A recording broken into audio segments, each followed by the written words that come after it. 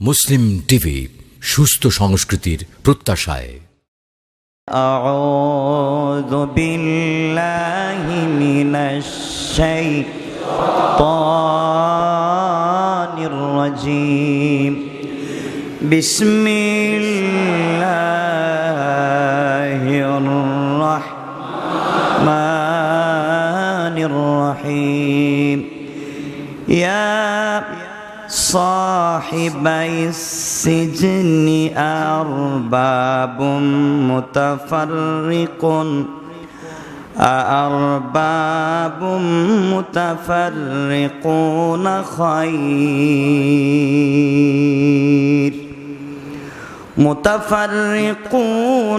خير أم الله الواحد القهار ما تعبدون من دونه إلا أسماء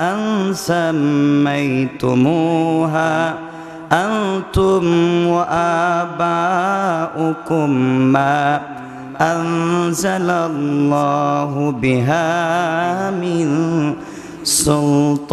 سلطان إن الحكم إلا لله أمر ألا تعبدوا إلا إياه ذلك الدين القيم ولكن أكثر الناس لا يعلمون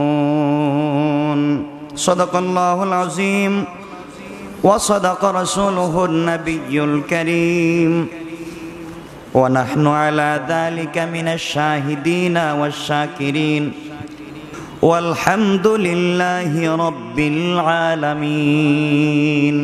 যে আল্লাহ রাব্বুল ইজ্জত ওয়াল জালাল আমাদের সকলকে ভালোবেসে নির্বাচিত করে দ্বীনের এক মজলিসে জাকিরিন শাকিরিনদের সাথে পবিত্র আল কোরআনের তাফসীরুল কোরআন মাহফিলে আসবার বসবার, আমাকে কিছু কথা বলবার এবং আপনাদেরকে শুনবার যে আল্লাহ তৌফিক দিয়েছেন, অন্তরে সবটুকুন ভালোবাসা আর শ্রদ্ধাকে উজাড় করে আকাশ বাতাস মুখরিত করে প্রাণ খুলে শুকরে জ্ঞাপন করছি।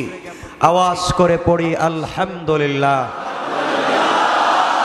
আর একটু জোরে পড়ি আলহামদুলিল্লাহ। আমরা আসতে পেরে খুশি না বেজার? ইনশাল্লাহ আমরা চেষ্টা করব আজকে সূরা ইউসুফের আলোচনাকে সমাপ্ত করতে, কারণ অনেক লম্বা হয়ে যাচ্ছে, শেষ হচ্ছেই না। এজন্য আজকে আমরা চেষ্টা করব শেষ করে দিতে, কারণ আলোচনা কখন শুনতে পারি আর না পারি, কখন কোথায় শুনতে পারি, যেন শেষ করতে পারি আজকে। আল্লাহ যেন কবুল করেন, সকলে পড়েন আমিন। এজন্য নিয়ত করেই বসছি যেন আজকে আপনাদেরকে সূরা ইউসুফ শেষ করেই শোনাবো ইনশাল্লাহ। আমার ভাইরা, আমরা সকলেই মুসলমান, সন্দেহ আছে কারো ভিতরে? কোনো সন্দেহ নাই? কেমনে বললেন? আমরা তো দিনের 24 ঘন্টা কতবার যে মুশরিক হই আর মুনাফিক হই, আল্লাহ ছাড়া এই জমিনের কেউ জানে না। কথা বলেন না কেন? আমরা যে মুসলমান আছি এটা আমি নিজেও জানি না, এমনই তো আমাদের কন্ডিশন।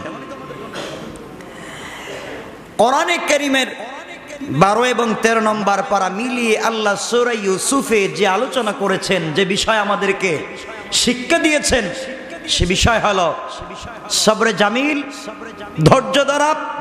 নিকট আত্মীয় কেউ কষ্ট দিলে ধৈর্য কেমনে ধরতে হয়, আর আল্লাহ রাস্তা থেকে উঠে রাত সিংহাসন পর্যন্ত কেমনে পৌঁছে দিতে পারেন, সেই শিক্ষা আল্লাহ এই সূরায় দিয়েছেন। কথা বুঝতে পেরেছেন? এজন্য কাউকে ছোট করে দেখবার কোনো সুযোগ, কথা বলেন, সুযোগ। আল্লাহ চাইলে বড় করতে পারেন কি পারেন না? পারেন কি পারেন না? আল্লাহর এই সামর্থ্য আছে মোটামুটি না পুরোপুরি? আল্লাহর মতো আর কি হতে পারবে? পারবেন। হযরত ইউসুফ আলাইহিস সালাতু ওয়াস সালাম এখন কোথায়? কোথায়? জেল থেকে বাইর করি নাই? বাইর তো করলাম। আচ্ছা, হযরত ইউসুফ আলাইহিস সালাম এখন কোথায়? জেলে আছেন। ইউসুফ আলাইহিস সালাতু ওয়াস সালাম জেলে, ওনার দুই বন্ধু বের হয়ে গেল যারা ওনার সাথে ছিল। একজন সরকার তাকে হত্যা করে ফেললো শুলিতে চড়িয়ে, আরেকজনকে তার আগের কাজে বহাল করে দিল। যাকে আগের কাজে বহাল করেছিল তিনি কে ছিলেন? বাবুর্চি। তিনি কে ছিলেন? বাদশার কি ছিলেন? বাবুর্চি। ইউসুফ আলাইহিস সালাম বলছিলেন, ভাই তুমি বের হয়ে গেলে, আমার কথাটা তুমি একটু বাদশাকে বইলো যে একজন মানুষ, কোন নির্দোষ একজন মানুষকে কেন এতদিন থেকে জেলের ভিতরে রেখেছেন, এই কথাটা তুমি একটু বইলো। কিন্তু বেচারা বের হওয়ার পরে একথা এইভাবে চলে গেছে। দীর্ঘ কত বছর? 7 বছর চলে গেছে। বেচারা ইউসুফের কথা ভুলে গেছে। মনে রাখবেন, খুব করুণ কিছু কথা বলবো আজকে। আমার মুসলমান ভাইরা গভীর মনোযোগ। এক পর্যায়ে দেশের বাদশা স্বপ্নে দেখলেন 7টা মোটা তাজা গাবি আর 7টা হালকা গাবি। মোটা তাজা গাবি গুলাকে হালকা গাবি গুলা খেয়ে ফেলেছে। আবার তিনি স্বপ্নে দেখলেন 7টা মোটা মোটা শীষ, ধানের হতে পারে, গমের হতে পারে, হালকা 7টা শীষ দেখলেন। এর ব্যাখ্যার জন্য সভাসদ বর্গকে ডাকলেন। কেউ সঠিক উত্তর দিতে পারল না। এক পর্যায়ে বাদশাহ পরিশান হয়ে বসে আছেন। এমন সময় কে কথা বলেন? কে? আমার বাইরে এমন সময় যে ব্যক্তি বাদশাকে মতমান করাতো, সেই ব্যক্তি যাকে বাদশা নির্দোষ খালাস দিয়ে কাজে বহাল করেছিলেন, তিনি ছিলেন বাদশাকে মতমানকারী। আর বাবুর্চিকে বাদশা হত্যা করেছিলেন। আমার বাইরা, ওই ব্যক্তি যখন বাদশাকে মতমান করাবার জন্য চলে গেল, যাওয়ার পরে দেখে বাদশার চিন্তায় নেই। মসজিদে জিজ্ঞেস করে, বাদশা কিসের চিন্তা করেন? আমি এমন এমন স্বপ্ন দেখেছি, স্বপ্নের ব্যাখ্যা তো কেউ দিতে পারলো না। এমন সময় ওই ব্যক্তির মনে পড়ে গেল, আমার জীবনে আমিও তো স্বপ্ন দেখেছিলাম, আমার স্বপ্নের ব্যাখ্যা তো জেলের ভিতরে ইউসুফ দিয়েছিল। সুতরাং এই ইউসুফের কথাই বাদশাকে বলা দরকার। বাদশা, জেলের ভিতরে একটা যুবক আছে যার নাম ইউসুফ। কিন্তু এক আল্লাহকে বিশ্বাস করে। ও বলেছে সে নাকি ইয়াকুব, ইসহাক এবং ইব্রাহিমের বংশধর। সে জেলের ভিতরে আছে। আমার বিশ্বাস ওই ব্যক্তি আপনার স্বপ্নের ব্যাখ্যা দিতে পারবে। বাদশা বললেন, যাও, তাড়াতাড়ি যাও, তাকে গিয়ে বলো আমার স্বপ্নের জন্য ব্যাখ্যা দিতে হয়। এমন একজন শিক্ষিত মানুষকে কে জেলের ভিতরে রেখে দিয়েছে, কেন তাকে জেলের ভিতরে রাখা হলো? আমার ভাইরা এক পর্যায়ে ইউসুফ আলাইহিস সালামের কাছে চলে গেলেন। ইউসুফ আলাইহিস সালাম সবকিছু শুনে বললেন, শোনো, আমি স্বপ্নের ব্যাখ্যা দিতে পারবো, আগে বলো এই স্বপ্ন কে দেখেছেন? এমন সময় ব্যক্তি বলল, খাদেম বলল, এই স্বপ্ন আমাদের দেশের বাদশা দেখেছেন। ইউসুফ আলাইহিস সালাম বলেন, অবশ্যই বাদশা ছাড়া এই স্বপ্ন কেউ দেখতে পারেন না। তবে শোনেন, আমি এই স্বপ্নের ব্যাখ্যা আপনাকে দিচ্ছি, ভালো করে মনে রাখবেন। স্বপ্নের ব্যাখ্যা হলো, আগামী 7 বছর প্রচুর পরিমাণে দেশের ভিতরে শস্য হবে, ফলন হবে। এগুলা কি আপনার যতগুলা খাওয়ার খেয়ে সবগুলাকে ঘরের ভিতরে রেখে দিতে হবে জমা করে। পরের 7 বছর খুব বেশি অভাব অনটন আসবে, দুর্ভিক্ষ দেখা দিবে। ওই সময় দেশের ভিতরে দুর্ভিক্ষ থাকবে, পার্শ্ববর্তী এলাকায় দুর্ভিক্ষ থাকবে, মানুষ আসবে। সুতরাং নিজের জন্য রেখে দিতে হবে, মানুষের জন্য রেখে দিতে হবে। এরপর 1 বছর প্রচুর বৃষ্টি হবে। ব্যাখ্যা যখন দিয়ে দিলেন, ব্যাখ্যা পাওয়ার পরে দৌড়াইয়া খাদেম গিয়ে বাদশাকে বলতেছে, বাদশা, এই হচ্ছে আপনার স্বপ্নের ব্যাখ্যা। যেই ব্যক্তি দিয়েছেন সেই ব্যক্তির নাম হযরত ইউসুফ। সে নাকি ইয়াকুব, ইসহাক আর ইব্রাহিমের বংশধর। বাদশা এই শব্দের ব্যাখ্যা শুনে আশ্চর্য হয়ে গেলেন। আমার দেশের জেল হাজতে এমন শিক্ষিত মানুষ যদি পড়ে থাকে, আমার দেশের জেলের ভিতরে এমন শিক্ষিত মানুষ কেনই পড়ে আছে? আমার তো বড় তাকেই প্রয়োজন, তাকেই আমার প্রয়োজন। যেভাবেই হোক তাকে আনা লাগবে। লাল গালিচা দিয়ে দামি দামি গাড়ি মানে উট আর ঘোড়া দিয়ে বাদশাহ লোক পাঠাইয়া দিলেন, হাজার হাজার লোক পাঠাইয়া দিলেন, জেল গেটে যাও, ইউসুফ আলাইহিস সালামকে নিয়ে আসো। সবাই জেল গেটে চলে গেলেন। ইউসুফ আলাইহিস সালাতু ওয়াস সালাম ডাক দিয়ে বললেন, শোনো, আমি এভাবে যেতে পারবো না, আমি এভাবে যাব না। প্রমাণ করতে হবে কেন আমি জেলে এসেছি। আমি ছিলাম নির্দোষ, আমাকে দোষী বানাইয়া জেলে দেওয়া হয়েছে। আমাকে নির্দোষ প্রমাণ করে জেল থেকে বাহির করেন। এখন যদি আমাকে বের করে নিয়ে যাওয়া হয়, বলা হবে বাদশার করুণায় আমি বের হয়েছি। আমি কারো করুণায় বের হতে চাই না, নির্দোষ প্রমাণ করে বের হতে চাই। বাদশার কাছে লোকেরা ফিরে আসলো, এসে বলল, বাদশাহ, ইউসুফ বলতেছে সে এভাবে আসবে না, নির্দোষ প্রমাণ করে আনতে হবে। বাদশাহ বললেন, নির্দোষ প্রমাণ করব কেমনে? প্রুফ কি আছে? সাক্ষী কেমন আছে? কেমনে ইউসুফ সে নির্দোষ? এমন সময় ইউসুফ আলাইহিস সালাম বললেন, আমাকে নির্দোষ প্রমাণ করতে হলে আজিজে মিশরের কাছে যাওয়া লাগবে। লোকেরা বলল, আজিজে মিশর তো বেঁচে নাই, তিনি তো ইন্তেকাল করেছেন। ইউসুফ আলাইহিস সালাম বললেন, তাহলে ওই মহিলাদেরকে জিজ্ঞাসা করো যারা তাদের হাত কেটেছিল, হাত কাটার কারণটা তাদেরকে জিজ্ঞাসা করো। আমার ভাইরা, যেই সময় ইউসুফ আলাইহিস সালামকে জেলে দেওয়া হয়েছিল, ওই সময় যিনি বাদশা ছিলেন, এখন আর তিনি বাদশা নাই, তিনি ইন্তেকাল করেছেন। আজিজে মিশর ইন্তেকাল করেছে। এখন বাদশা হচ্ছে বাদশার ছেলে বাদশা। সে তো কিছুই জানে না, জানেনি কিসের হাত কাটা, কিসের মহিলা, রাজ পরিবারে হাত কাটলো কেমনে।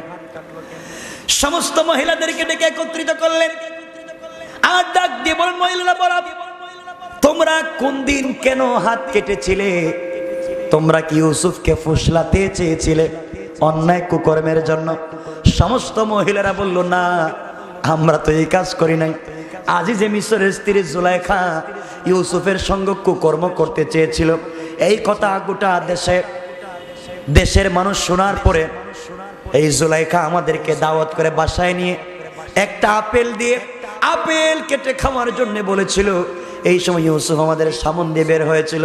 ইউসুফের চেহারার দিকে তাকায়া কখন জাতি হাতের আঙ্গুল কেটে ফেলেছি আমরা একটুও বলতে পারি না। কোন সুবহানাল্লাহ। এই সময় ইউসুফকে আমরা ফুসলাতে চেয়েছিলাম অন্যায় কুকর্মের জন্য, কিন্তু ইউসুফ সচ্চরিত্রবান, পুত পবিত্র, অন্যায় কাজে জড়িত হয় নাই। জুলাইখা দেখলো সব বিপদ তো আমার উপরে। সবাই কথা বলার আগে দাঁড়িয়ে বলছে, বাদশা, আমার একটা কথা আছে, আমি তো সাবেক আজিজে মিশর, অর্থমন্ত্রী, প্রধানমন্ত্রীর স্ত্রী, আমার কিছু কথা শোনেন। আমার ঘরে ইউসুফ বড় হয়েছে, বাজার থেকে কিনে এনেছিলাম, বড় হয়েছে। ইউসুফ জিন্দেগিতে ভুল করে নাই। ইউসুফ এক আল্লাহকে বিশ্বাস করত, তাওহীদের উপরে তার বিশ্বাস ছিল। ইউসুফ ভুল করে নাই। আমি ইউসুফকে ফুসলিয়েছিলাম। আজকে আমি ইউসুফকে ফুসলিয়ে যত অন্যায় করতে চেয়েছিলাম, ইউসুফ ভুল করে না, ইউসুফ নির্দোষ, আমি হলাম দোষী। প্রয়োজনে আমাকে শাস্তি দিতে পারেন, এরপরেও নির্দোষ হিসাবে ইউসুফকে জেল থেকে বের করতে পারেন। কোন সুবহানাল্লাহ। জুলাইখার কথা হলো, যেভাবেই হোক, দোষ হোক আর নির্দোষ হোক, বের করো তাড়াতাড়ি। আগে ছিল ছোট, এখন তো ইউসুফ আলাইহিস সালাম পুরা যৌবনে পদার্পণ করেছেন, কারণ কিছুদিনের ভিতরেই তিনি পয়গম্বর হবেন। কোন সুবহানাল্লাহ। সৌন্দর্য কমছে না বাড়ছে? আর একটু জোরে কোন। কিন্তু জুলাইখা এখন জোয়ান হচ্ছে না বুড়া হচ্ছে? বৃদ্ধা হওয়ার দিকে চলে যাচ্ছে। কষ্ট হচ্ছে আপনাদের? আজকে কি শেষ করব না আপনারা চলে যাবেন? তাহলে শেষ করে দিব, আজকে লম্বা করবো না, এভাবেই শেষ করে দিব। এক পর্যায়ে আমার মুসলমান বন্ধুগণ, এক পর্যায়ে বাচ্চা সব ঘটনা শুনে ইউসুফ আলা নবিয়্যিনা আলাইহিস সালাতু ওয়াস সালামকে তিনি জেল হাজত থেকে বের করলেন, নির্দোষ প্রমাণ করে। সুবহানাল্লাহ। বের হওয়ার পরে বাদশাহ বললেন, দেখো তোমার সাথে আমার কিছু কথা আছে। তোমার মতো শিক্ষিত মানুষ জেলে থাকবে, কি যে আমাকে তুমি পরামর্শ দিয়েছো, আমার স্বপ্নের ব্যাখ্যা দিয়েছো, আমি তোমার কাছ থেকে কিছু শুনতে চাই। ইউসুফ ইসলাম বলেন, আমারও কিছু কথা আছে, আমারও কিছু। বাদশাহ বলল, তাহলে আগামীকালকে তুমি আমার অফিসে আসো। সুবহানাল্লাহ। ইউসুফ আলাইহিস সালাতু ওয়াস সালাম পরের দিন বাদশাহর অফিসে চলে গেলেন। বাদশাহ ডাক দিয়ে বলতেছে, ইউসুফ, তুমি যেই স্বপ্নের ব্যাখ্যা দিয়েছো, আগামী 7 বছর দেশের ভিতরে খুব বেশি ফসল হবে, 7 বছর পরের দুর্ভিক্ষ দেখা দিবে, ফসল কেমনে বন্টন করতে হবে, ফসল কেমনে জমা করতে হবে, ফসল কেমনে রেখে দিতে হবে, কেমনে মানুষের কাছে পৌঁছে দিতে হবে, আমি কিছুই জানি না। আমি তোমাকে আমার ব্যক্তিগত সহকারী পরামর্শকারী হিসাবে নিযুক্ত করতে চাই। ইউসুফ আলাইহিস সালাতু ওয়াস সালাম বললেন, বাদশা, আপনি আমাকে খাদ্য মন্ত্রী এবং অর্থমন্ত্রীর পদ দিতে পারেন। আর জোরে কোন সুবহানাল্লাহ। পদ তো চেয়ে নেওয়া যায় না, পদ পদবি চেয়ে নেওয়া যায় না। ইউসুফ তো চেয়ে নিলেন। এর কারণ হলো ইউসুফ জানতেন এই আগত যে সমস্যা আসতেছে, এই আহত সমস্যার সমাধান কেউ দিতে পারবে না আমি ছাড়া। কোন সুবহানাল্লাহ। সুতরাং সমস্যা কেমন আমি জানি, সমাধান কেমন আমি জানি, সুতরাং আমাকেই দায়িত্ব নেওয়া লাগবে। আর আজকালকে বড় বড় দায়িত্ব যারা নেই, সবগুলা গন্ড মূর্খ ছাড়া একটাও মানুষ থাকে না। একবারে বড় বড় দায়িত্ব নিয়ে বসে থাকে, বিশাল বিশাল দায়িত্ব, রাষ্ট্রের বড় বড় দায়িত্ব, সংগঠনের বড় বড় দায়িত্ব, শুধু আমার দাও, টাকা আমার দাও, আমারে শুধু খাওয়াও, আসলে নিজেই কিছু জানে না। কোন ঠিক কিনা? ইউসুফ আলাইহিস সালাতু ওয়াস সালাম বলেন, বাদশা, আপনি আমাকে অর্থমন্ত্রী এবং খাদ্যমন্ত্রীর পদ দিতে পারো। খাদ্যের সঙ্গে অর্থের সম্পর্ক, কারণ খাদ্য বিক্রি করলেই তো অর্থ পাওয়া যায়। কথা বলেন। এই জন্য তিনি বললেন, আমাকে অর্থমন্ত্রী এবং খাদ্যমন্ত্রীর পদ দাও। এই দুনিয়ার জমিনে এমন অর্থমন্ত্রীও পাওয়া যায়, সংসদে দাঁড়াইয়া কেমনে বক্তৃতা করা লাগে, কেমনে বাজেট বক্তৃতা শুরু করা লাগে, তার জন্মও শিখে না। ঠিক কিনা? অস্কার রাখা, জন্মেও শিখে না। আমার মুসলমান ভাইরা, বাচ্চা ডাক দিয়ে বলতেছে, ইউসুফ, আমিও তো এটাই চাইতেছি, আমি তো কেমনে বলি ভয় পাচ্ছি। তুমি যখন আমার মনের কথা বলেছো, ভাই আমার বুকের সঙ্গে বুকটা লাগাও। তোমাকে কানে কানে একটা কথা বলি, আমি শুনছি তুমি নাকি এক আল্লাহকে বিশ্বাস করো, মূর্তি পূজা করো না। আমিও এক আল্লাহকে বিশ্বাস করি, মূর্তি পূজা করি না। সুবহানাল্লাহ, জোরে পড়েন। আমিও চিন্তা করি আল্লাহ সব কিছু করতে পারেন, মূর্তি কেমনে করবে। আমার সামনে দেখলাম কুত্তা মূর্তির মাথায় প্রস্রাব করলো, কিন্তু কিছুই করতে পারলো না। সুতরাং আমি চিন্তা করছি এর ইবাদত আর করবো না। তুমি বলো তুমি কার ইবাদত করো?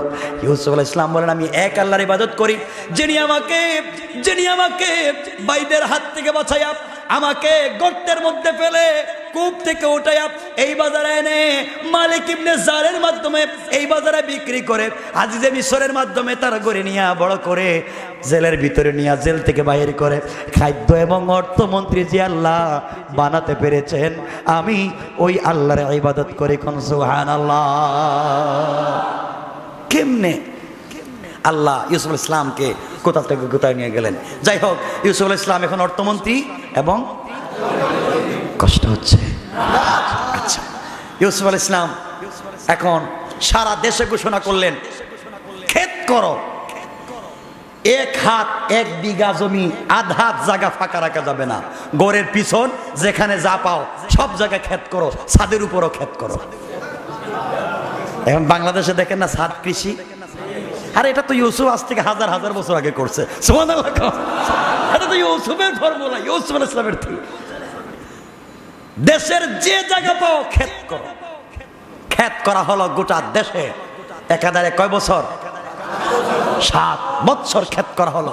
ইউসুফ আলাইহিস সালাম এখন খাদ্যমন্ত্রী এবং অর্থমন্ত্রী, নিজে সবগুলা সরকারি তহবিলে জমা করলেন এবং পাবলিকের প্রত্যেক মাসে যতটুকুন প্রয়োজন সবার ঘরে ঘরে পৌঁছে দেন। সুবহানাল্লাহ বলবেন না? আমরাও চাই আমাদের জায়গা জমি যা আছে সব সরকার নিয়ে নেক, আমাদের ব্যবসা বাণিজ্য সব নিয়ে নেক, আপত্তি নেই। প্রতিদিন যা লাগে তা দিলেই চলবে। ঠিক কিনা? কিন্তু বাপ রে বাপ সব দেওয়ার পরে কইব আরো দেও, কইব আরো দেও, আরো কোন জায়গায় আছে এটাও দেও, তো বিপদ। যাই হোক, ইউসুফ ইসলাম সবাইকে দিতে লাগলেন যার যতটুকুন প্রয়োজন, কাউকে ঠকান নাই। যার ঘরে 4টা বাচ্চা আছে তাকে যতটুকুন দেন, যার ঘরে 10টা বাচ্চা আছে তাকে 3টা বল দেন। যাই হোক, এভাবে দিতে লাগলেন।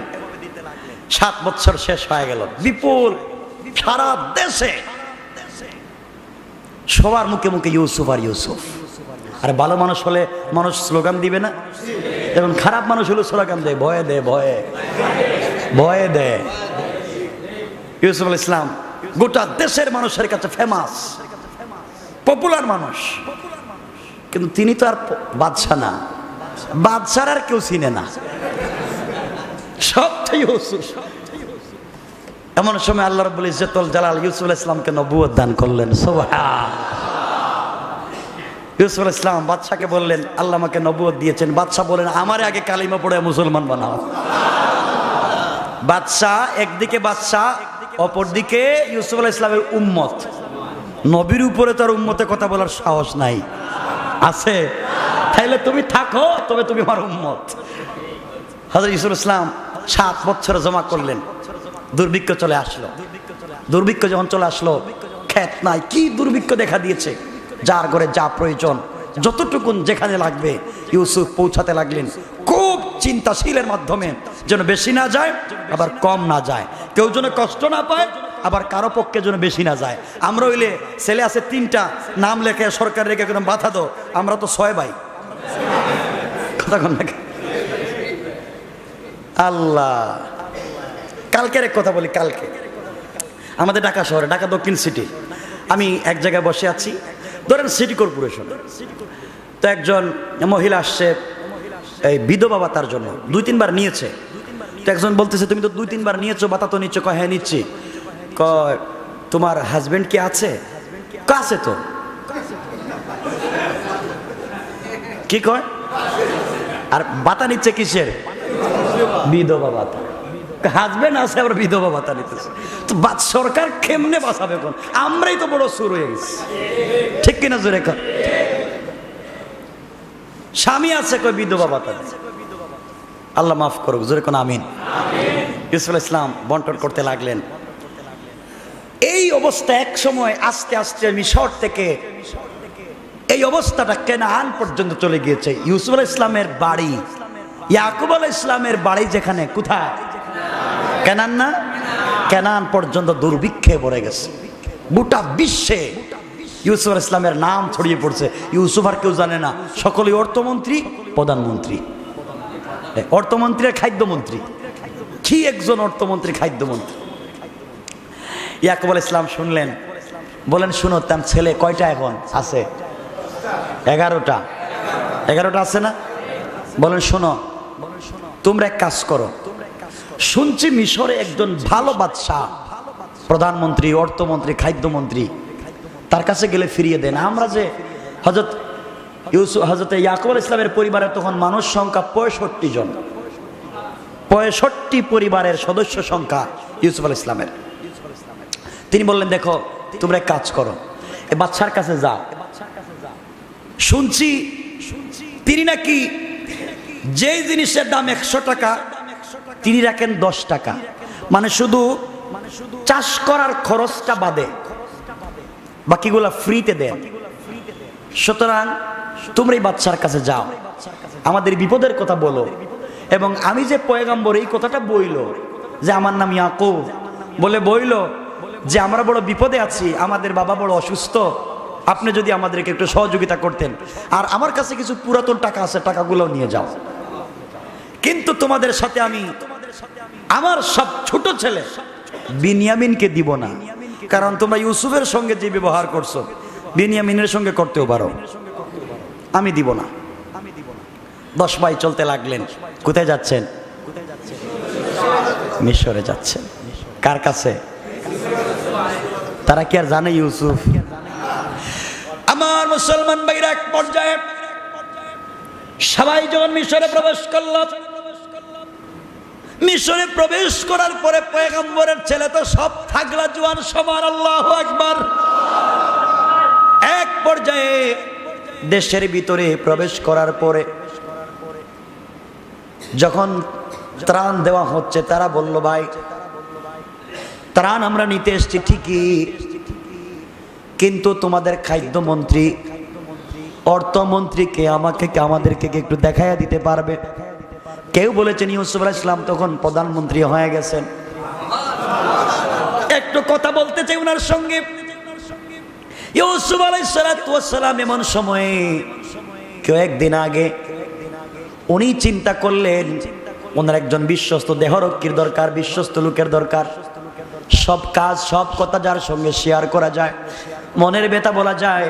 আহারে, আমি আজকে বাদশাহ, আজকে আমি প্রধানমন্ত্রী, আজকে আমি অর্থমন্ত্রী, আজকে আমি খাদ্যমন্ত্রী, সমুদয় মিশরের ক্ষমতা আমার হাতে।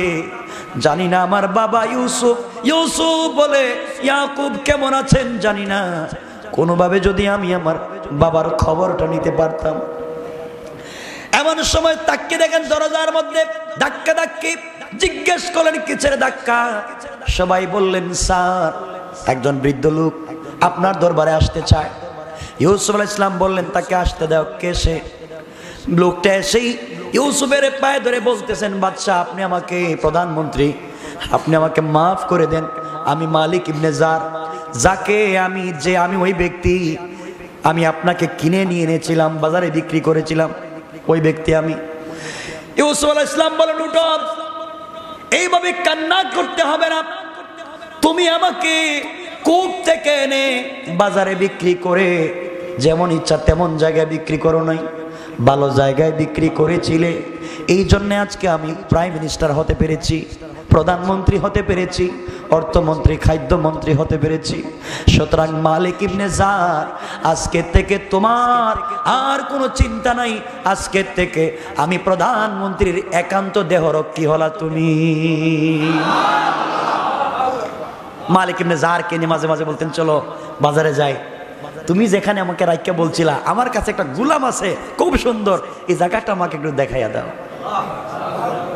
যাইতেন, জায়গায় গিয়ে দেখতেন যে আমি তো এখানে একদিন দাঁড়িয়েছিলাম, আমাকে দাঁড়িয়ে বলা হয়েছিল আমি গোলাম, আজকে আমি প্রধানমন্ত্রী। কিছু বুঝতেছেন আপনারা? এজন্য কাউকে ছোট করতে নাই। আল্লাহ কখন কাকে কেমনে বড় করে ফেলবেন কিছুই বলা যাবে না, ঠিক কিনা?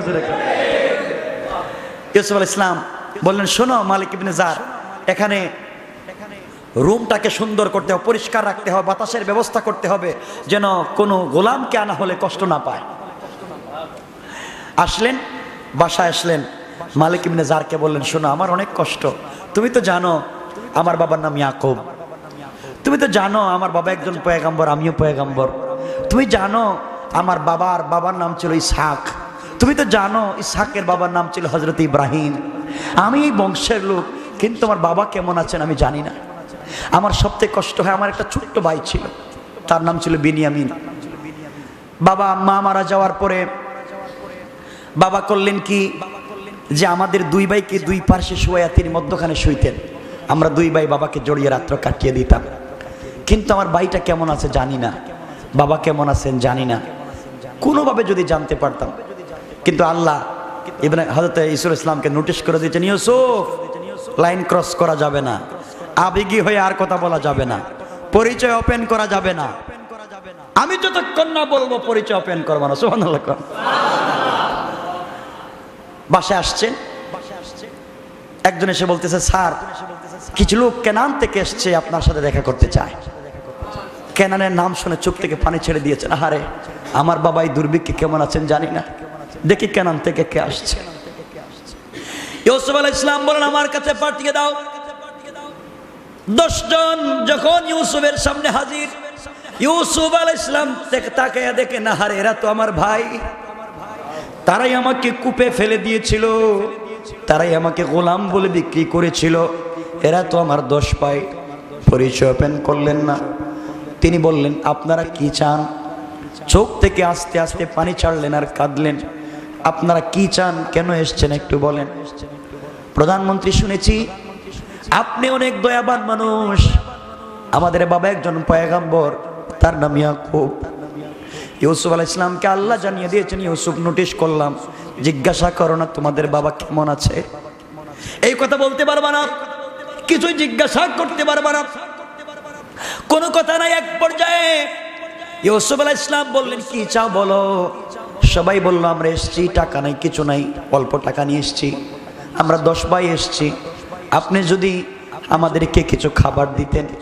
কিন্তু মনে রাখবেন, আমরা 11 ভাই, আরেকটা ভাই বাড়িতে আছে, কিন্তু আমাদের আরেকটা ভাই ছিল, তার নাম ইউসুফ, তারে বাঘে খাইছে,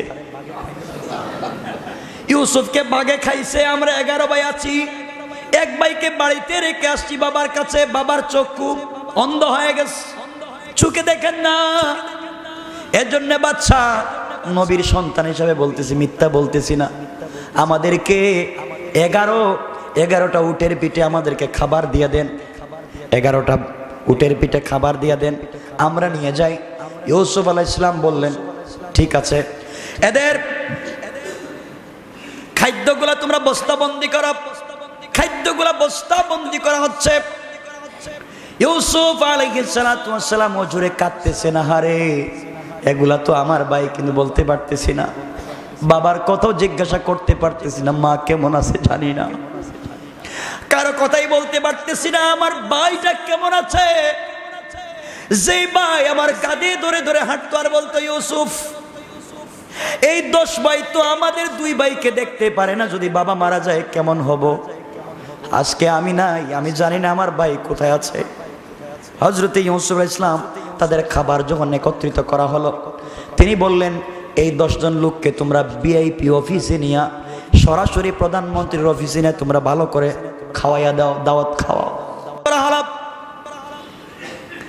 মেহমানদারির পরে বললেন, কি টাকা নিয়ে আসছো, টাকাটা দাও। ইউসুফ আলাইহিস সালাম টাকা হাতে নিলেন, নিয়ে দেখেন এমন টাকা বাবা দিয়েছেন, এই টাকা এখন আর বাজারে চলে না। অনেক পুরাতন জমানার টাকা দিয়েছেন, যেই টাকা চলে না। ইউসুফ বুঝতে পারে না, হারে আমার বাবা পয়গম্বর কত কষ্টে আছেন, না খেয়ে আছে, তার ছেলে প্রাইম মিনিস্টার, বাবা না খেয়ে আছেন, খবর নিতে পারতেছি না।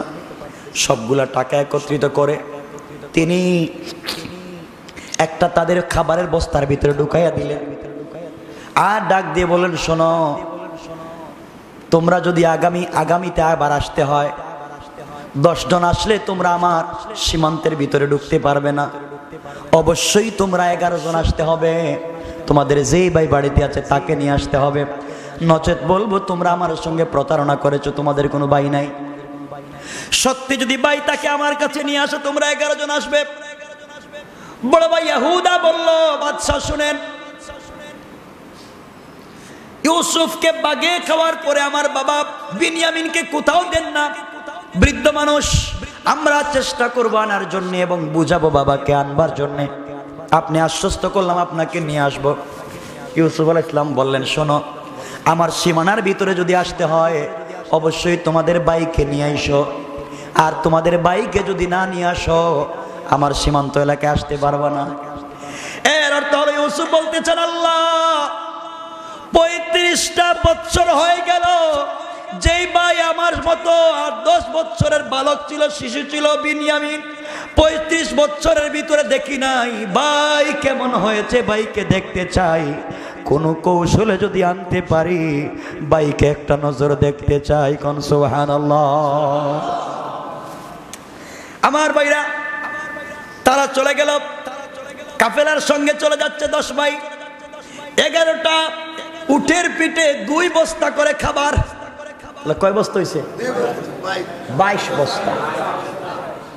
হযরতে ইউসুফ আলাইহিস সালাম চিন্তা করে সর্বোচ্চ 4 মাস যাবে এই খাবারে, এরপর আশা লাগবে।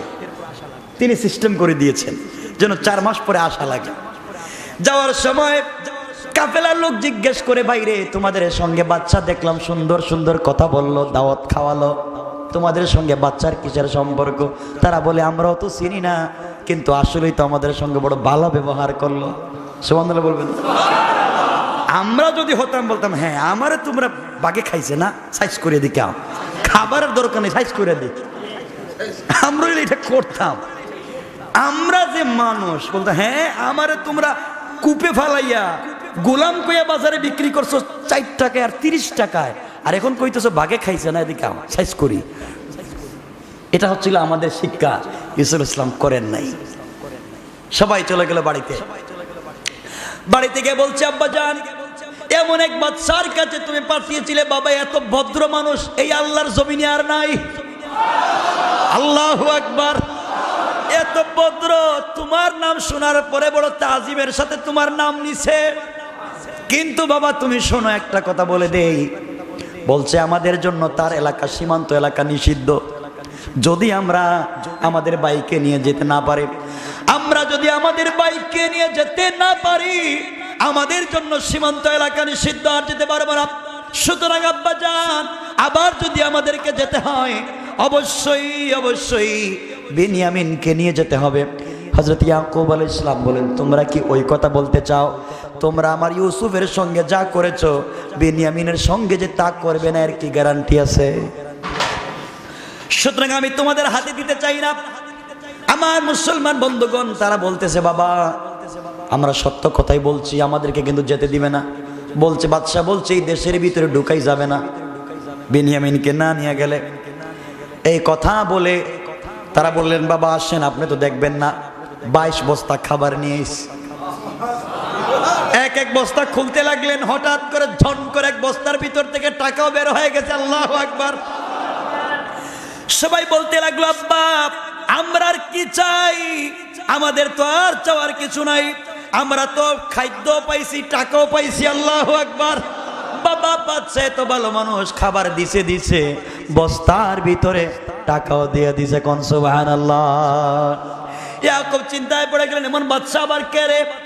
খাবারও দিল, টাকাও দিল। এই বাচ্চার জন্য দোয়া করলেন আর বলেন, আল্লাহ এই বাচ্চাকে তুমি আরো বাঁচিয়ে রাখো, তার হায়াত তুমি বৃদ্ধি করে দাও। কিন্তু তিনি জানতেন না এই বাদশার কেউ না, তার কলিজার টুকরা সন্তান। আমার ভাইয়ের এক পর্যায়ে কিছুদিন পরে খাবার শেষ হয়ে গেল। সংক্ষেপ করে দিচ্ছি কিন্তু একবারে সংক্ষেপ। খাবার শেষ হয়ে যাওয়ার পরে সবাই যখন আবার যেতে হবে, ইয়াকুব আলাইহিস সালাম বলেন, না আমি আমার ছেলেকে দিব না। তারা বলল, বাবা তুমি যদি না দাও আমাদেরকে কিন্তু খাবার দিবে না, দেশে ঢুকতে দিবে না। ইয়াকুব আলাইহিস সালাম বলেন, এক শর্তে দিতে পারি, তোমরা মাঠে আসো আমার সঙ্গে। মাঠে এসে আল্লাহর নামে কসম করো, শপথ করো যে আমার ছেলেকে যেইভাবে নিয়ে যাচ্ছ অক্ষত অবস্থায় আমার কাছে আবার ফিরিয়ে নিয়ে আসবে। কোন সুবহানাল্লাহ। আমার ছেলেকে আমি ফেরত চাই। আমার ছেলের সঙ্গে দেখো, তোমরা আমার দুইটা চক্ষু অন্ধ করেছো, ইউসুফকে আমার হাত থেকে নিয়ে আমার বিনিয়ামিনের সঙ্গে তোমরা এই ব্যবহার করো না। তারা শপথ করলো কার নামে?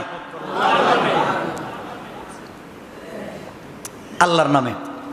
হযরত ইয়াকুব আলাইহিস সালাম বিনিয়ামিনকে সাথে দিলেন। বিনিয়ামিন যেতে চাচ্ছেন না, ভিতরে ভয়, ভাইয়ের সঙ্গে যা করছে আমার সঙ্গে তাই তো করতে পারে। কথা বুঝেন নাই?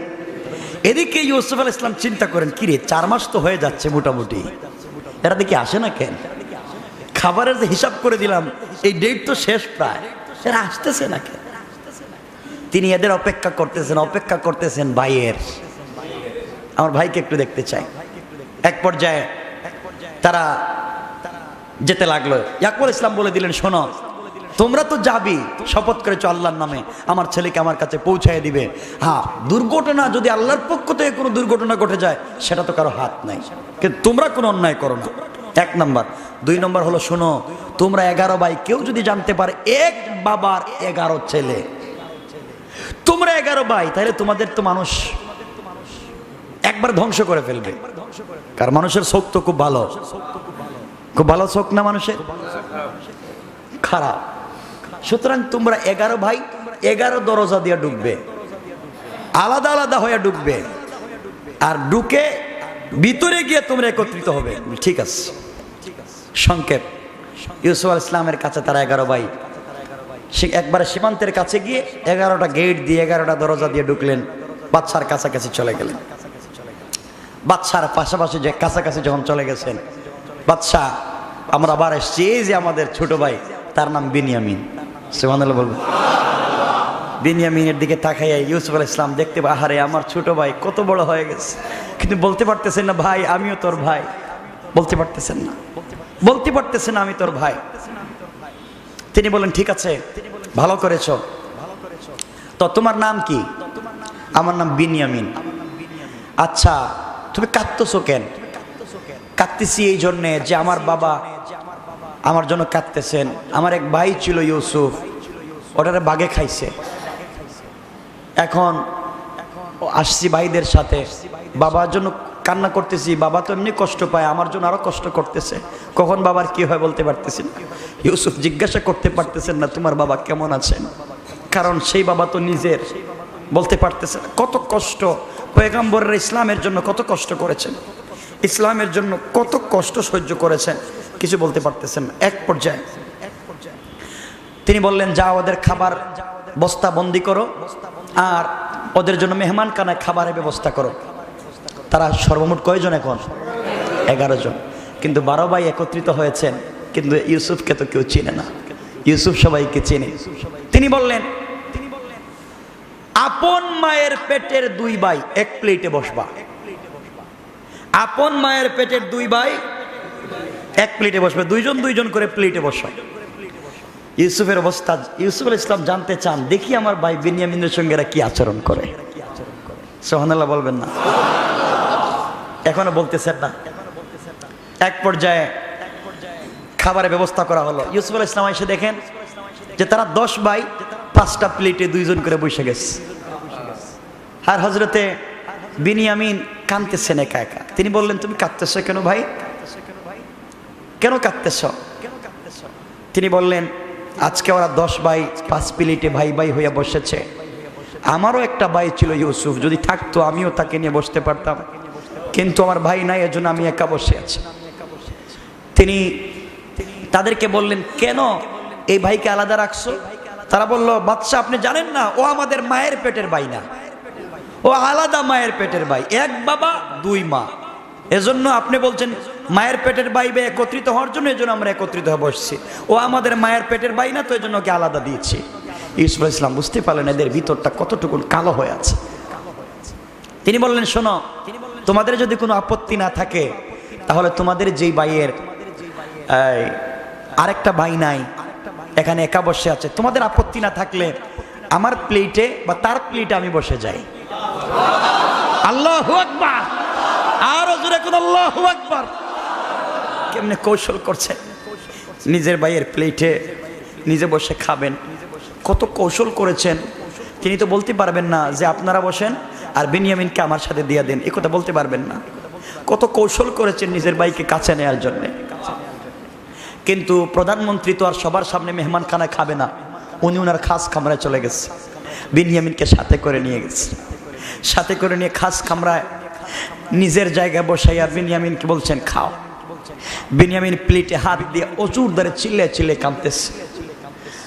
ইউসুফ আলাইহিস সালাম বললেন, তুমি কান্দো কেন? বিনিয়ামিন বলতেছেন, বাদশা আপনার আঙ্গুলের দিকে তাকিয়ে আমি কাঁদতেছি। আমার ভাই ইউসুফ ছিল, তার আঙ্গুলগুলো একবারে আপনার আঙ্গুলের মতো ছিল, কিন্তু বলতে পারতেছেন না ইউসুফ যে আমি তোমার ভাই।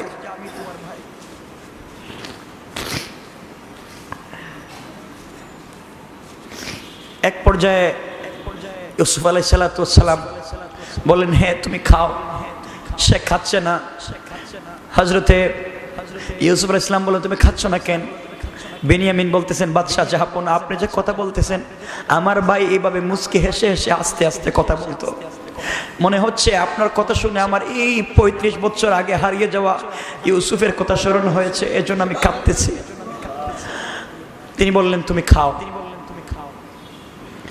এমন সময় বেনিয়ামিন বলতেছেন, বাদশাহ আমি যখন ছোট ছিলাম আপনি জানেন, আমাদের সামনে বাবা আমাদেরকে প্লেটে খাবার দিয়ে যেতেন। আমি মনে পড়ে না আমি কোনোদিন নিজের হাতে খেয়েছি। আমার ভাই ইউসুফ আমাকে তার নিজের হাতে খাওয়াইতো। এজন্য আজকে খুব মনে পড়তেছে আপনার চেহারার দিকে তাকাই আমার ভাই ইউসুফের কথা, আর লজ্জা পাচ্ছি আপনাকে বলতে, এজন্য খাচ্তেছি। আপনি মাইন্ড করবেন না, আপনি খান। ইউসুফ আলাইহিস সালাম বলেন, তুমি খাও। বেনিয়ামিন যখন প্লেট থেকে খাবার নিতে যাবে, এমন সময় তাকাইয়া দেখে বাদশাহ হযরত ইউসুফ অজুর দ্বারে কাঁদতে কাঁদতে চুল দাড়ি ভিজে মাটিতে পানি টপ টপ করে পড়তেছে। বেনিয়ামিন জিজ্ঞেস করছেন, বাদশাহ আপনি কাঁদেন কেন? আপনার কি হয়েছে? আপনি কেন কাঁদতেছেন?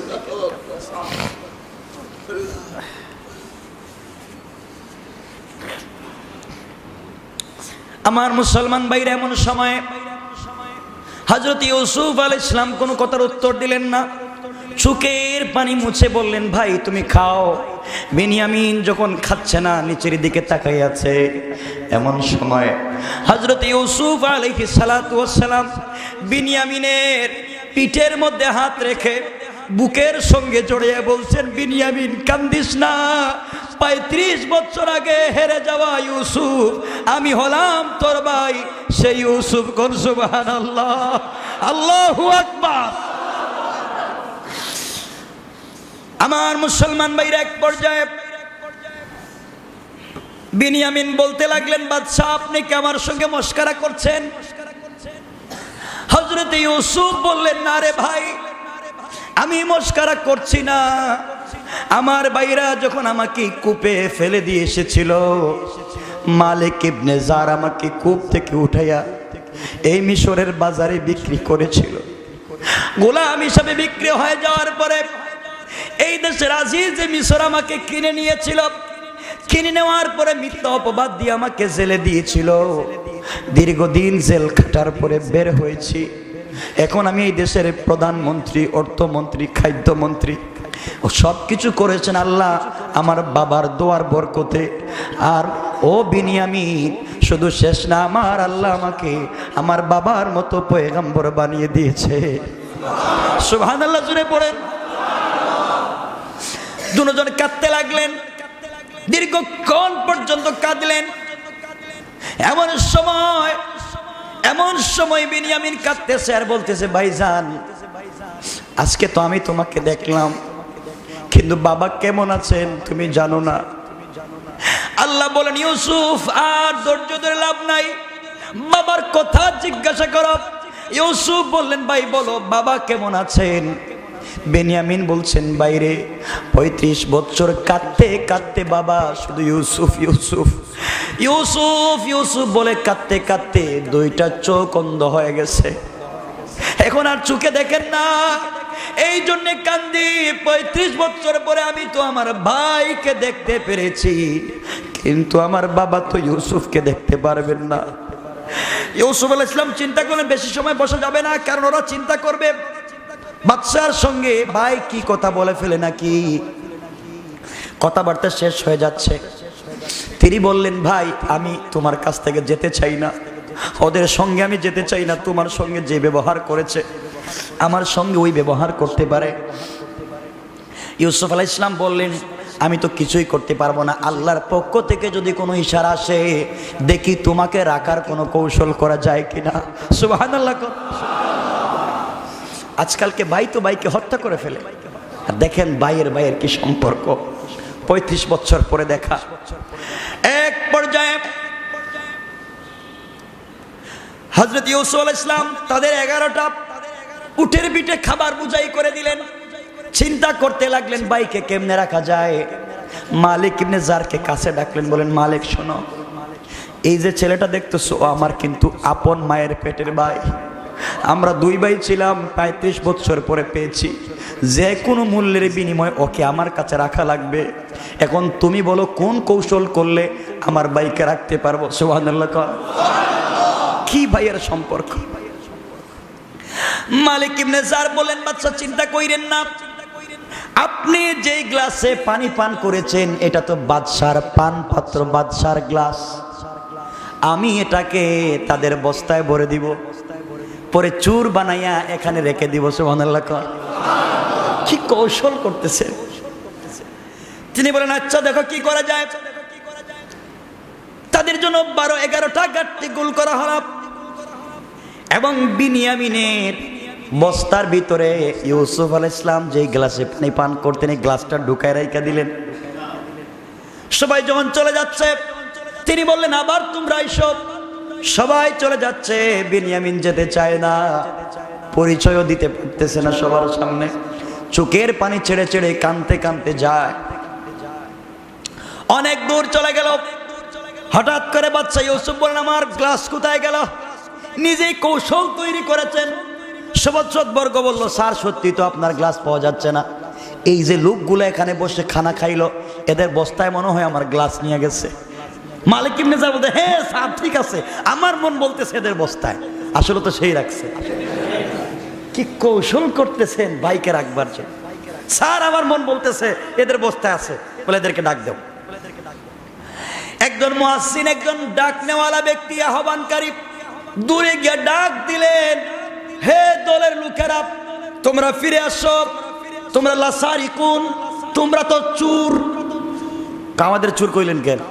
তোমাদের এই বস্তার ভিতরে আমাদের বাদশার গ্লাস আছে, পানি খাওয়ার গ্লাস, পান পাত্র। এটা সম্ভবই না, ওয়াল্লাহে তাল্লাহে, আল্লাহর কসম, আপনি কি বলতেছেন? আমরা পয়গম্বরের ছেলে, আমরা আর যাই করি চুরি করি না, আমরা আর যাই করি আমরা চুরি করি না, আপনি কি বলছেন? এমন সময় তারা বলল আমরা এই কাজ করি নাই। ইউসুফ আলাইহিস সালাম বললেন, যদি তোমাদের কাছে পাওয়া যায়?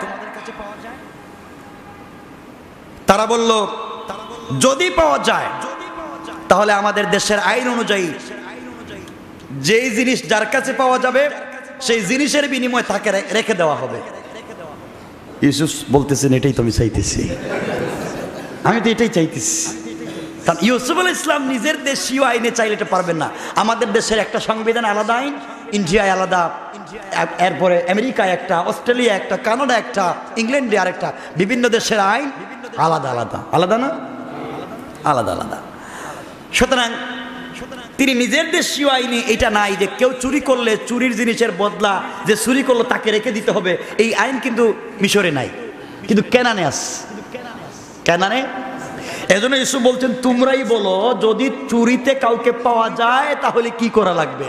তারা বলছে আমাদের দেশীয় আইনে থাকে রেখে দেওয়া লাগবে। তিনি বলেন ঠিক আছে, এখন খুঁজো। মালিক ইবনে জাররে বললেন, তুমি আগে এই 10 নম্বর থেকে গণনা শুরু করো, আর একবারে লাস্টে আসবা তুমি বিনিয়ামিনের কাছে, নাইলে এরা টের পাইবে, এরা চালাক, এরা জঘন্য চালাক। তুমি এদিক থেকে খোঁজো, একটা গাঠটি একটা একটা করে খুঁজতে খুঁজতে 10টা শেষ নাই। তারা বলতে, দেখছেন আমরা বলছি এই কাজ আমরা করিনি, আপনি কেমনি বলেন আমরা করেছি? ইউসুফ আলাইহিস সালাম বলেন, আরেকটা গাঠটি তো রয়েছে, ওটা খুঁজো। দেখেন এটাই তো পাবেন না। খুঁজতে খুঁজতে ভিতরে দেখা যায় গ্লাস। এই তো তোমাদের এই ভাইয়ের। বাদশা কি বলবো, লজ্জার কথা, খুব লজ্জা হচ্ছে বলতে। বলে বলো, বলো চুরি করবে না কেন? ওর এক ভাই ছিল ইউসুফ, হেও ছিল সুর। হের এক ভাই ছিল ইউসুফ, হেও নাকি ছিল সুর। কার সামনে কইতেছে? ইউসুফ আলাইহিস সালাম বুঝতেছেন, আহারে এই মানুষগুলো এখনো ঠিক হইল না। তিনি মনে মনে বললেন, তোমরাও শয়তান কম না, আমার জানা আছে। এখন কি করা যায়? বাদশা, এখন আমরা কি করব? কিন্তু ওরে না নিয়ে গেলে তো বাপ বাড়িতে যাইতে দিবে না, কারণ ইউসুফ রে এমন ভাবে খোয়াইছি আমরা। এখন এক কাজ করা যায়, আমাদের 10 জন থেকে একজনকে আপনি রাইখা দেন, আর এই বিনিয়ামিনরে আমাদের সাথে দেন, বাড়িতে যাওয়ার সুযোগ দেন। তিনি বললেন, না, এটা কেমন কথা? অপরাধ করছে একজনে, রাখবো আর একজনকে? আমি তো অন্যায় করতে পারবো না। যে অপরাধ করছে তাকে। বিনিয়ামিন কই, ঠিক আছে, এখন পাইছি আমি। এইটা কেমন হইলো আমি তো বুঝতেছি না। বিনিয়ামিন তো আসলে জানেনই না কি ঘটেছে। সুবহানাল্লাহ বলবেন না? আর জোরে কোন সুবহান। এখানে থাক তাইলে, আজকে শেষ করার দরকার নাই। শেষ করে দিমু? কি বলেন আপনারা? শেষ করে দিই। এক পর্যায়ে ইউসুফ আলাইহিস সালাম বলেন, আমি কোনো কথা শুনতে চাই না, এরা রাইকা দাও। রাইকা দিলেন কাকে? আপন ভাইকে রেখে দিলেন, তাদেরকে পাঠিয়ে দিলেন। কিছু দূর যাওয়ার পরে তাদের 10 জনের বড় ভাই ছিল, তার নাম ছিল ইয়াহুদা। সে বলতেছে, শোনো, তোমরা কি ভুলে গেছো বাবার সঙ্গে যে ওয়াদা করেছিলে, কসম খাইছিলে আল্লাহর নামে বিনিয়ামিনকে নিয়ে যাবে না? এখন কোন মুখে যাবা? তোমরা যাও, আমি যাইতাম না, আমার দ্বারা যাওয়া হবে না, তোমরাই যাও। তুমি কই যাইবা? যতদিন পর্যন্ত এর কোনো সুষ্ঠু সমাধান না হবে আমি ওরে না নিয়ে বাড়িতে যাব না। আর বাবা যদি খবর দেয় তাইলে আমি যাব, আমি এখানে রাস্তাঘাটে থাইকা সময় কাটাবো। কারণ ইহুদা তো ওই ব্যক্তি, মনে আছে যে হযরত ইউসুফ আলাইহিস সালামকে কূপে গিয়ে খাবার দিত, মনে আছে? যে বলছিল তোমরা তারে মাইরো না, কষ্ট দিও না, মনে আছে? এটা ছিল ইহুদা, দিলটা ছিল নরম। আমার ভাইয়ের এক পর্যায়ে 9 জন চলে গেল, ইয়াহুদা এই দেশে রয়ে গেল। আর বিনিয়ামিন ইউসুফের সঙ্গে চলে আসলেন। ইউসুফ আলাইহিস সালাম ভাইকে পেয়ে তো মহা খুশি। ভাইকে পাইলেন 35 বছর পরে, কত কথা জমা। বসে বসে একসাথে কান্না করলেন, মায়ের কথা জিজ্ঞেস করলেন, বাবার কথা জিজ্ঞেস করলেন, সবাই কেমন আছে সবার কথা জিজ্ঞেস করলেন, নিজের কথা বললেন। আমার ভাইরা লম্বা কথা সংকেত। এদিকে দুই ভাই একত্রিত হয়েছেন, মহা খুশি। 9 জন বাড়িতে গিয়ে উঠছে। ইয়াকুব আলাইহিস সালাম বললেন, 9 জন আর 2 জন কই? বলতে লাগলো, আব্বা এই যে আমাদের সঙ্গে আরো তো কতজন লোক আসছে মিশর থেকে খাবার নিয়ে, তাদেরকে আপনি জিজ্ঞেস করেন আপনার ছেলে যে এত বড় সুর আমরা জানি না। খাইছে তো খাইছে, বাচ্চার সঙ্গে আসার সময় গ্লাসটা পর্যন্ত নিয়ে নিছে। আর আমাদের দেশে কিছু যুবক আছে সেন্টারে খাওয়ার সময় গ্লাস প্যাকেটে নিয়ে চলে আসে, ঠিক কিনা জোরে কোন? এটা আমি জানি। এক পর্যায়ে ইয়াকুব আলাইহিস সালাম আশ্চর্য হয়ে গেলেন, কি বলতে চাও তোমরা? ইয়াহুদা কই? কই ইয়াহুদা আসবে না। সে বলছে তোমার সামনে চেহারা দেখাতে পারবে না, ওই জন্য রয়ে গেছে ওই দেশে। ইয়াকুব আলাইহিস সালাম তো আশ্চর্য হয়ে গেলেন, এখন কি করা যায়, কি করবেন চিন্তায় পড়ে গেলেন। এক পর্যায়ে হযরত ইয়াকুব আলাইহিস সালাম বললেন, তোমরা তো আমি বুঝেইছিলাম আমার ইউসুফের সঙ্গে তোমরা যা করেছো তার সঙ্গেও তোমরা তাই করবে। আমি আল্লাহর কাছে ধৈর্য ধারণ করলাম, আল্লাহ ছাড়া আমাকে বুঝবার মতো আর কেউ নাই। সুবহানাল্লাহ। এক পর্যায়ে হযরত ইয়াকুব আলাইহিস সালাম কাঁদতেছেন, এখন তো 2 ছেলেই নাই, ইউসুফও নাই, বিনিয়ামিনও নাই।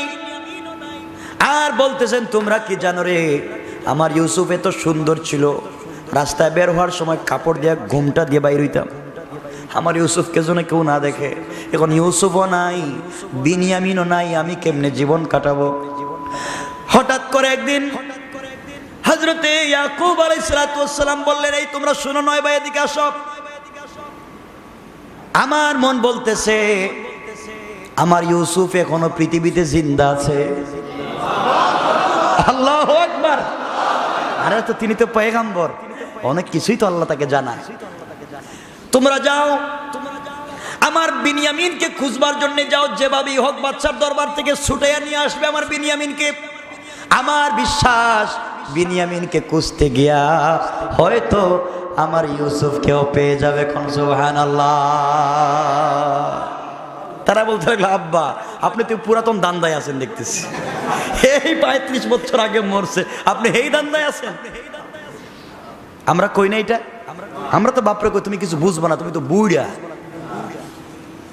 হযরত ইয়াকুব আলাইহিস সালাম বলেন, যাও, আমি যা জানি সব তোমরা জানবে না, কারণ আমি পয়গম্বর, আমি বুঝতেছি। কেন জানি 2-3 দিন 4 দিন থেকে আমার নাকে শুধু ইউসুফের ঘ্রাণ লাগতেছে। সুবহানাল্লাহ, জোরে পড়েন। 9 ভাই গেছে, আবার কেমনে যাই বাদশার দরবারে, কি বলে যাব? তারা মিশরে চলে গেল। মিশরে যাওয়ার পরে খুঁজতেছে তাদের বড় ভাইকে, ইহুদারে খুঁজতেছে, মনে আছে? খুঁজে খুঁজে পাইছে, ভাই তুই আসোস? বলো, ভাই আসি। আমাদের বাবা পাঠাইছে, বইলা দিছে নাকি বিনিয়ামিন রে খুঁজতে গিয়ে ইউসুফ রে পামো। বুঝছি এই আগের জায়গায় বাপ আছে, বুঝতেছি না কি ঘটবে আজকে। বলে চলো আমরা 10 ভাই এখন যাই বাদশার কাছে, দেখি কোনোভাবে নিয়ে আমরা কোনোভাবে বিনিয়ামিনকে বাবার কাছে নিয়ে যেতে পারে কিনা। ইয়াহুদা বলল, চলো। আমার মুসলমান বন্ধুগণ, এক পর্যায়ে 10 ভাই মিলে বাদশার দরবারে চলে গেলেন, ইউসুফ আলাইহিস সালামের দরবারে চলে গেলেন।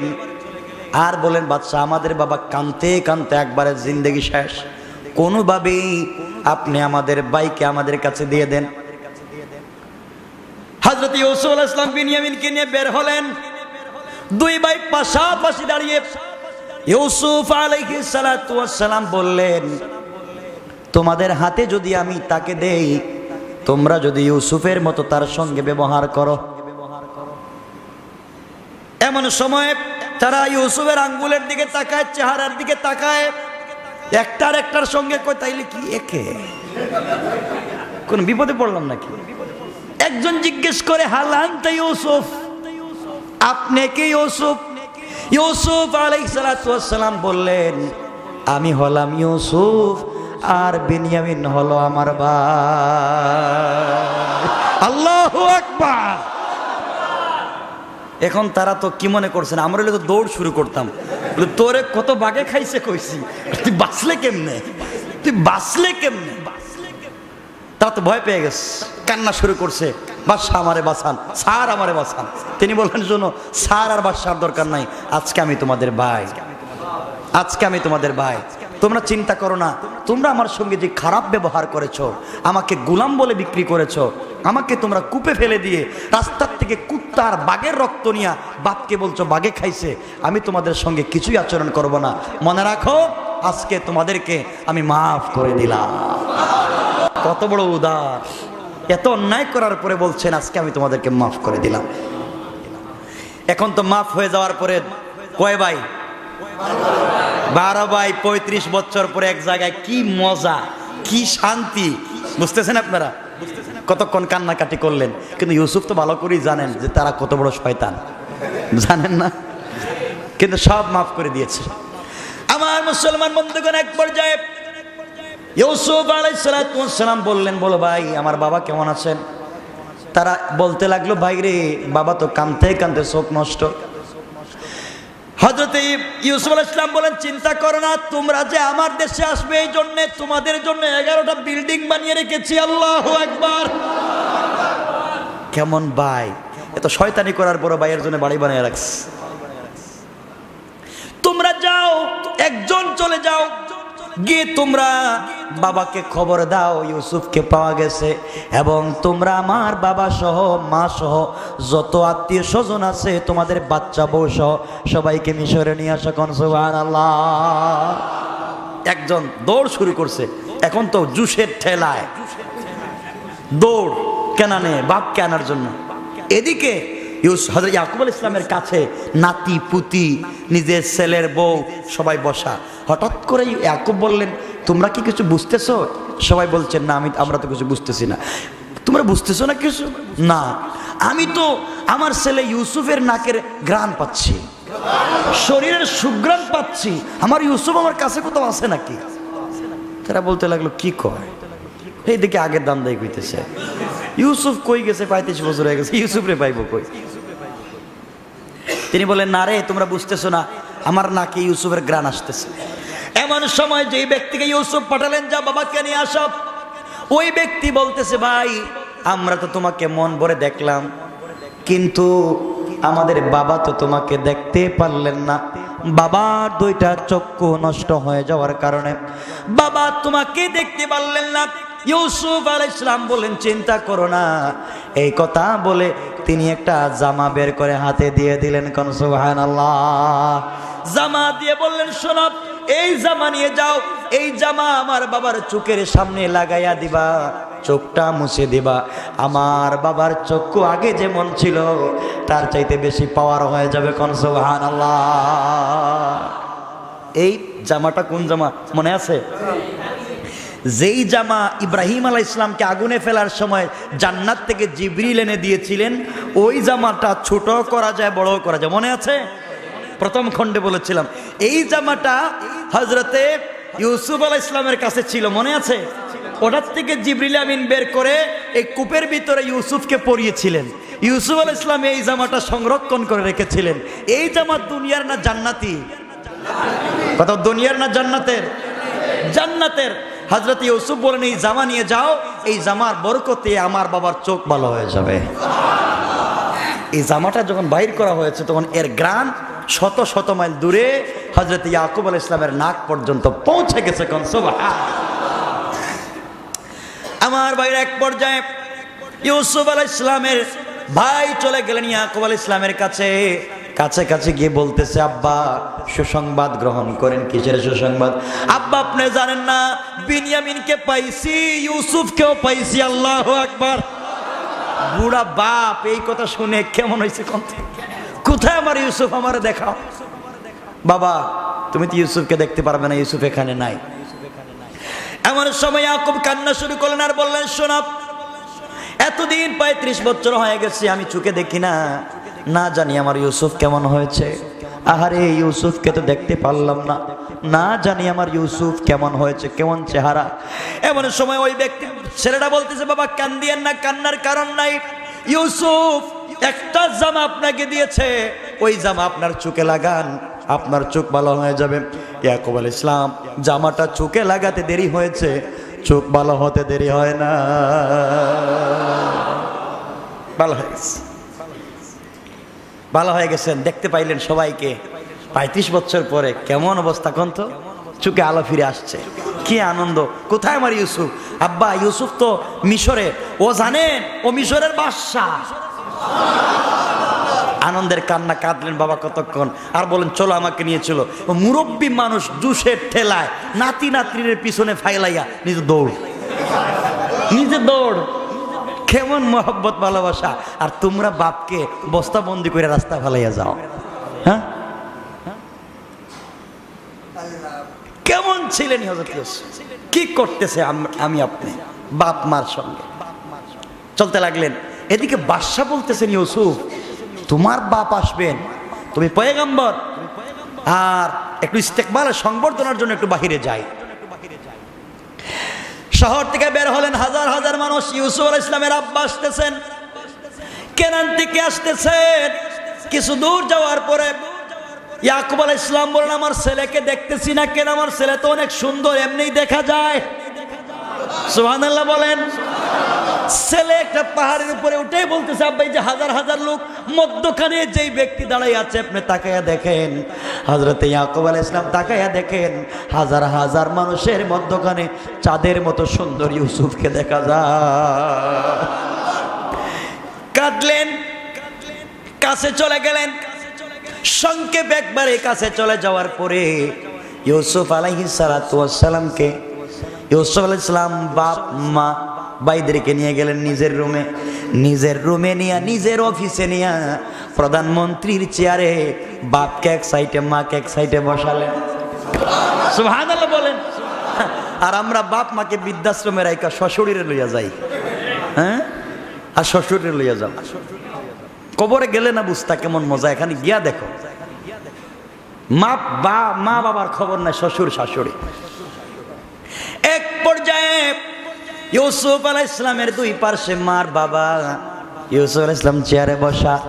এমন সময় 10 ভাই, ওই সময় ছিল সম্মান, এখনকার সম্মান প্রদর্শন হচ্ছে সালাম দেওয়া, আর ওই সময়কার সম্মান প্রদর্শন হচ্ছে সেজদা করা। এমন সময় 10 ভাই হযরতে ইউসুফকে সেজদা করলেন। কোন সুবহানাল্লাহ। ইউসুফ আলাইহিস সালাম দাঁড়িয়ে বলেন, আব্বা জান, আমি যে স্বপ্নে দেখেছিলাম ছোট থাকতে 10টা নক্ষত্র আমাকে সেজদা করতেছে, আর চন্দ্র সূর্য আমার কাছে আছে। আব্বা জান, ওই আজ থেকে 40 বছর আগের স্বপ্নের ব্যাখ্যা হলো, এই 2 নক্ষত্রই চন্দ্র সূর্য হলো তুমি আর আমার মা, আর 10টা তারকা হলো এই 10 ভাই। কোন সুবহানাল্লাহ, আল্লাহু আকবার। এই প্রথম খণ্ডের স্বপ্নের ব্যাখ্যা এখন আমরা পেয়ে গেলাম, পেয়েছি তো। এখন বাপ মা 12 ছেলে সবাই একসাথে দেখা, কেমন আনন্দ। জোরে কোন সুবহানাল্লাহ বলবেন না? আরো জোরে কোন সুবহানাল্লাহ। সুতরাং এই মিলানো পর্যন্তই থাক আজকে, আর দরকার নাই। 11টা হয়ে গেছে, কি বলেন আপনারা? দরকার নাই আর। বসেন, আপনারা মোনাজাত হবে, এরপরে যাবেন, বসেন, কেউ উঠবেন না। মোটামুটি এখন আমরা পৌঁছলাম ইউসুফ আলাইহিস সালাম এবং 12 ভাই, মা বাপ সবাইকে আমরা মিলিয়ে দিলাম। জুলাইখা এখনো বাকি, এরা তো মিলাইয়া দেই না। যে বেচারি এত কাহিনী করলো, এখন ও কই যাইব? ওর যাওয়ার দরকার আছে না? এটা রাইখা দিলাম। এটা দিলে আবার ইন্টারেস্ট নষ্ট হয়ে যাইব আপনাদের, এটা থাক। সুতরাং আসুন, আজকে আমরা জানতে পারলাম, এখান থেকে আমরা অনেক শিক্ষা নিতে পারলাম যে পরিবার থেকে যদি কেউ কষ্ট দেয়, আপনারা কষ্ট পাইয়েন না। ইউসুফ আলাইহিস সালামের কথা স্মরণ করেন, ইউসুফকে তার ভাইয়েরা কত কষ্ট দিয়েছিল। ঠিক আছে তো ইনশাল্লাহ? ওটা না দমনাজাত হবে। সুতরাং আসুন, আমরা এতক্ষণ পর্যন্ত আলোচনা করলাম, আল্লাহর জন্য আমাদের আলোচনাকে কবুল আর মঞ্জুর করেন। বসেন। আমার কথায় যদি কেউ কষ্ট পেয়ে থাকেন, আপনাদের ভাই আমি, আপনাদের বন্ধু, আপনাদের ছেলে। আমি কোনো দল করি না, দলের কর্মীও না। কিছুই না। আমি সত্য কথাগুলো স্পষ্ট বলে দেই, কোরআন সুন্নাহর কথা। সবার জন্য দোয়া থাকলো, সকলে বলেন ইয়া আল্লাহ, তোমাকে সাক্ষী রেখে তোমার ঘরে বসে তাওবা করলাম, আর গুনাহ করব না। আস্তাগফিরুল্লাহ, ইন্নাল্লাহা গফুরুর রহিম, আশহাদু আল্লা ইলাহা ইল্লাল্লাহু ওয়া আশহাদু আন্না মুহাম্মাদান আবদুহু ওয়া রাসূলুহু। ইয়া আল্লাহ, আমাদের তাওবাকে কবুল করো, আমাদেরকে মাফ করো, আমাদের সবাইকে জান্নাতের জন্য কবুল করো। আমিন আমিন আমিন। আমার জন্য দোয়া করবেন, আমার জন্য দোয়া করবেন। আপনাদের জন্য অনেক বেশি দোয়া এবং শুভকামনা থাকলো। আল্লাহ যেন আমাদের সবাইকে কবুল করেন, দুনিয়া ফিতনা ফাসাদ থেকে যেন আল্লাহ আমাদেরকে বাঁচিয়ে রাখেন।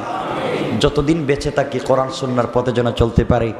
আমরা সকলে ভাই ভাই, যে যে মন চায় দল করেন, এটা আপনার ব্যক্তিগত ব্যাপার, কিন্তু আমরা সকলেই যখন কোরআনের তাফসীর শুনবো, সকলের কোনো দল মত নাই, আমরা এক আল্লাহর গোলাম, এক রাসূলের উম্মত ইনশাআল্লাহ। আল্লাহুম্মা আমিন। ربنا ظلمنا أنفسنا وإن لم تغفر لنا وترحمنا لنكونن من الخاسرين.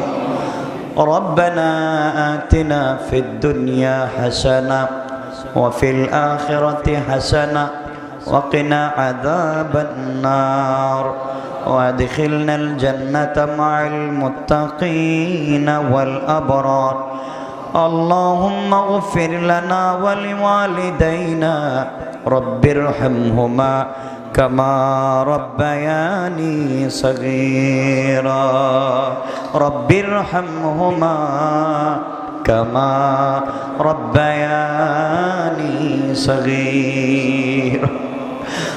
দয়ার আল্লাহ, গভীর রজনীতে আলিম উলামা নিয়া, হাফেজ কোরআন নিয়া, নওজোয়ান ভাই নিয়া, মাসুম বেগুনা বাচ্চা নিয়া, সাদা দাড়িওয়ালা মুরব্বী বাবা নিয়া, ইয়া আল্লাহ, আল্লাহ অসুস্থ রোগীদেরকে নিয়া, আয় আল্লাহ তাআলা হাত উঠায় ধরেছি মুনিব। এই মাজলিসে শত শত মানুষ, হাজারো মানুষ, এতগুলা মানুষের মধ্যে আমার মতো আল্লাহ গুনাহগার, আল্লাহ অপদার্থ আর নাই। মুনিব, তোমার খাস দুয়ার কাঙ্গাল, খাস রহমতের কাঙ্গাল, দয়া গুনে মায়া গুনে জিন্দগির গুনাহগুলাকে মাফ কইরা দাও। কিয়ামতের দিনে গুনাহগার বইলে ডাক দিও না আল্লাহ। আমরা যারা হাত উঠায় ধরেছি, জীবনে যত গুনাহ করেছি সবগুলা চোখের সামনে ভেসে গেছে আল্লাহ। আল্লাহ, তোমার দুইটা পা জড়াইয়া বলতেছি, কবরে আযাব দিও না, মিজানে আমাদেরকে আযাব দিও না, পুলসিরাত থেকে আমাদেরকে জাহান্নামে ফেলে দিও না। তোমার কুদরতের কোলে উঠাইয়া আমাদেরকে মাফ করে দিও আল্লাহ। অনেকে দোয়া চেয়েছেন, ফরিদা বেগম নামে একজন মহিলা খতম কোরআন শরীফ খতম করে দোয়া চেয়েছেন। আরেকজন মহিলা তার বাচ্চা প্রেগনেন্ট, এই জন্য দোয়া চেয়েছেন। ইয়া আল্লাহ, আল্লাহ সবাইকে তুমি কবুল আর মঞ্জুর করো। আল্লাহ সবার দোয়াকে তুমি কবুল আর মঞ্জুর করে নাও। এই দুনিয়ার জমিনে কতদিন বাঁচবো জানি না, যে যেভাবে ভালোবাসে ভালোবাসার প্রতিদান দিয়ে দিও আল্লাহ। ইয়া আল্লাহ, আমাকে চিনেন অথবা আমি চিনি, আমাকে চিনেন না, অথবা আমার বন্ধু বান্ধবদের মধ্যে আমাকে যারা ভালোবাসে, আল্লাহ, যে কেউ ব্যবসা বাণিজ্য করেন, কেউ বিভিন্ন কাজ করেন, আল্লাহ সবার ব্যবসা বাণিজ্যের মধ্যে খাইরিয়াতের ফয়সালা করো।